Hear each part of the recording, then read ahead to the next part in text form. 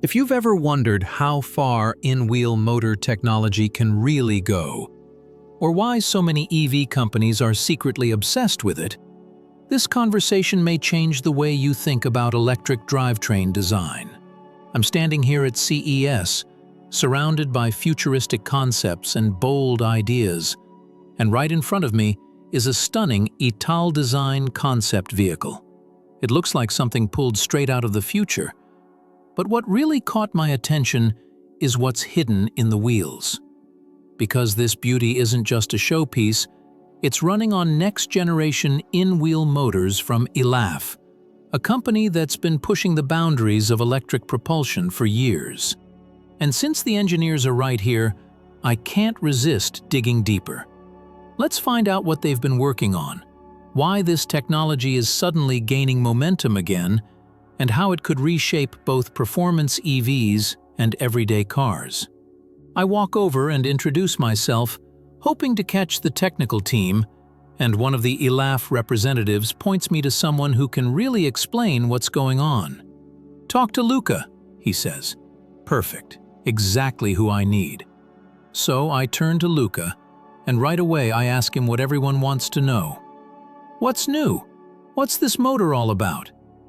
He smiles, and you can tell he's proud of what they've built.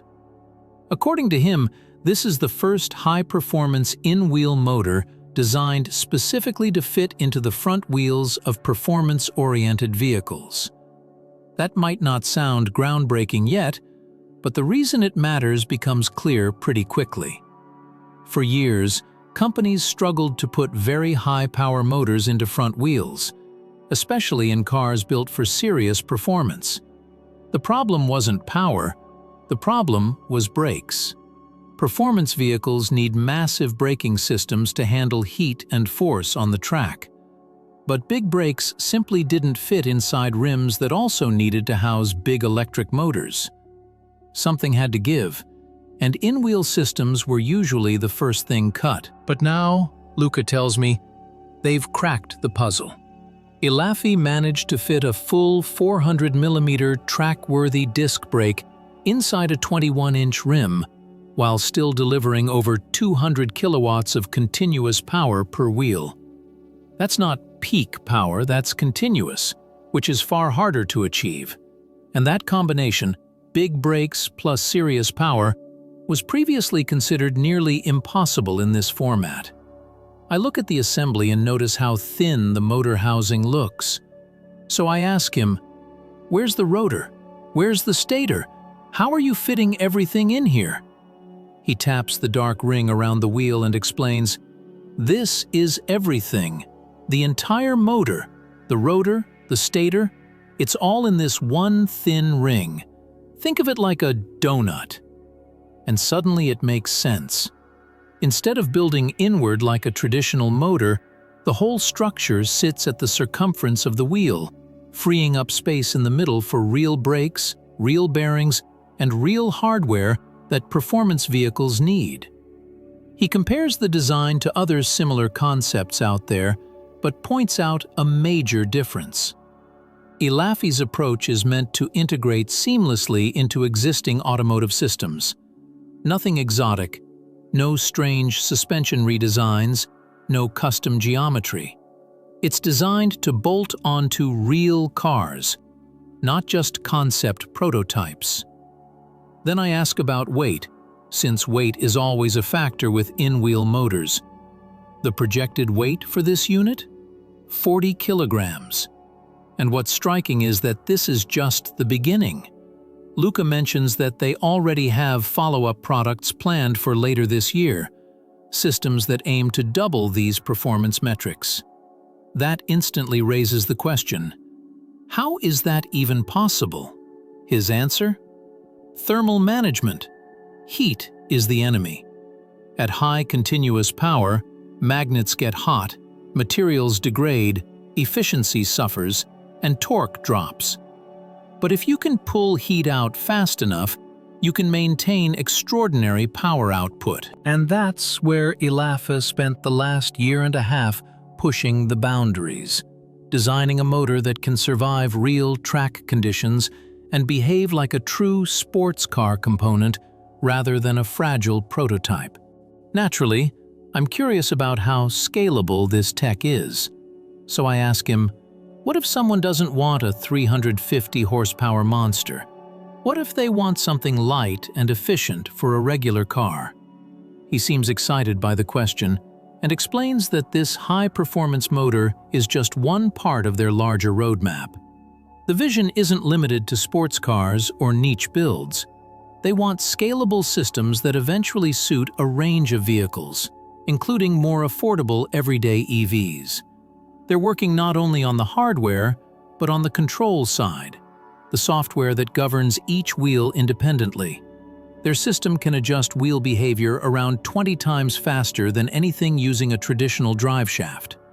That kind of precision becomes a tool for suspension tuning, stability, motion control, and even cost reduction. Because if the wheels can manage torque, traction, and yaw faster than mechanical systems can, future vehicles might need fewer physical components to achieve the same performance, or even better. This control capability isn't just a neat trick. It's a door to entirely new ways of building EV platforms. The idea that software and powertrain control could eventually replace parts of the suspension or chassis is a bold vision. But Luca seems confident that this is the direction the industry is heading. At this point, there's one question everyone in the EV community wonders about, especially those who follow innovative vehicles. So I ask him directly, a lot of people expected this technology to appear on a certain solar EV project. Why did they move away from in-wheel motors from your company? He doesn't hesitate, but he keeps his answer diplomatic. He says it was likely a business decision. Elaphe was ready, he says. They had motors tested, efficiencies measured, and results showing under 100 watt-hours per mile. Impressively efficient numbers.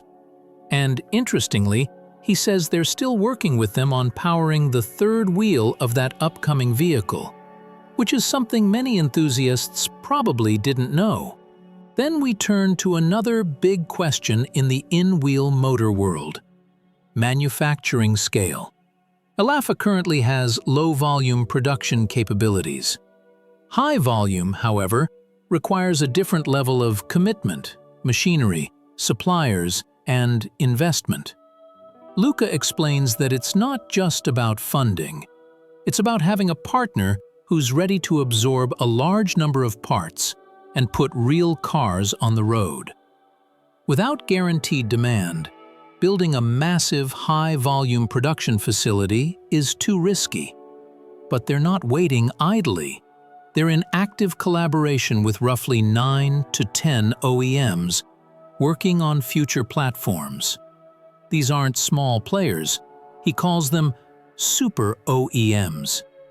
If even one of these programs reaches full-scale production, that could be the breakthrough moment for in-wheel motors in mainstream EVs. He predicts that high-volume production is likely 3 to 4 years away. The motor we're looking at today goes into low-volume production this year, intended for select customers, especially performance and specialty vehicle makers who want something different, something cutting-edge. As we wrap up, Luca seems genuinely excited about the direction this technology is heading. Even though the challenges are significant – thermal management, integration, scale, adoption – the progress they've made suggests that in-wheel motors aren't a fringe idea anymore. They're becoming a viable option for real cars, both high performance and, eventually, mainstream. Talking with him makes it clear. The wheel isn't just a passive part of the car anymore. It's becoming the heart of the drivetrain itself. And if technologies like this keep evolving, the EV industry might be standing on the edge of a major shift, one where power, control, and intelligence all start right at the wheel. When I thank Luca for his time, he gives a modest smile and says the pleasure was his. But after hearing everything they're working on, it feels like the real excitement is just beginning.